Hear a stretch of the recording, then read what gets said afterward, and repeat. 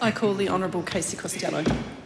Madam Speaker, I rise on behalf of New Zealand First to speak in support of the Sentencing Reform Amendment Bill. And I would like to pause first to reflect on restoring law and order. It is a priority. And restoring law and order requires enforcement. It requires detection, it requires better legislation, but also it requires a return of faith in the justice system itself. We've heard in this House just recently about the disillusionment that exists among victims around even bothering to go towards the court system because of the weak sentencing, because of the fact that all the trauma and challenges they go through, they end up with laughable sentences to the offender where they feel no safer, they feel not protected, they feel not validated, and they, most importantly, feel unsafe. That's right. This is about returning a level of expectation that this Parliament rightly should have in the justice system to say enough is enough. We owe it to victims to send a clear message that continually discounting offences, discounting sentences is unacceptable. And in the narrative in this House today, it is astounding that we have missed the point that these are the sentences. These are at the point a person has been found guilty by a jury of their peers of committing the offence.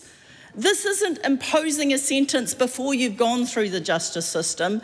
This is restoring faith in the justice system once you've gone through this arduous process. You have been convicted. You have been found guilty, and now we're saying that this society deserves some level of assurance that these crimes will be taken seriously.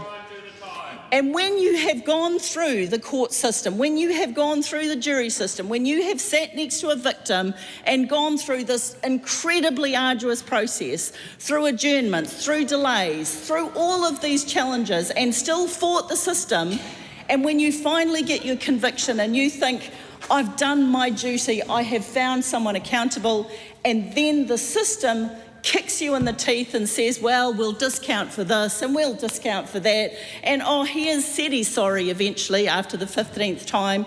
This is not acceptable. And this is when we talk about how we will stand up for our victims, and we will make sure that there is a clear message that this is about accountability. And yes, we have said repeatedly in this government, we will deal with the social housing issues, and we are dealing with education, and we were dealing with the drivers that force people into bad circumstances. And we're not getting rid of those initiatives. We are actually doubling down. We are delivering more than the previous government was able to deliver because we're serious and because the grown-ups are in the room. But this part here relates to the fact you have committed a crime and you will be held accountable. And this is about restoring faith so that our victims don't feel, why bother? We see it too much. Why should I bother? Because he will be back out on the street before I have even finished paying all the losses that I have for the crime that's been committed against me. So this is why we are taking it seriously. And I would have to take a couple of points about what was said across the House. This idea that we are punching down on our rangatahi, we are punching down on our youth. No, we are protecting them. We are protecting them from being manipulated by serious criminals who are using our young people to be the face of their crimes. They are using our young people, they are victimising our young people, and we're going to say, you're party to it, we will take it seriously. We will not allow you to punch down on our rangatahi. We will stand up for them, and we will deliver accountability in our sentencing. We have for too long allowed the system to erode. We've allowed to be the cuddling of our criminals. We have allowed this to occur because our victims lost their voice. Our victims lost their ability to be heard because we heard all the excuses about what was driving the criminal. Now we're going to talk about the victim being first, and we're going to talk about the fact that our victims deserve better. They deserve to know that if you report a crime, and remembering we are talking about these serious criminal offenders who are looking at, they are destroying people's lives. And so we now have to advocate for a degree of personal responsibility.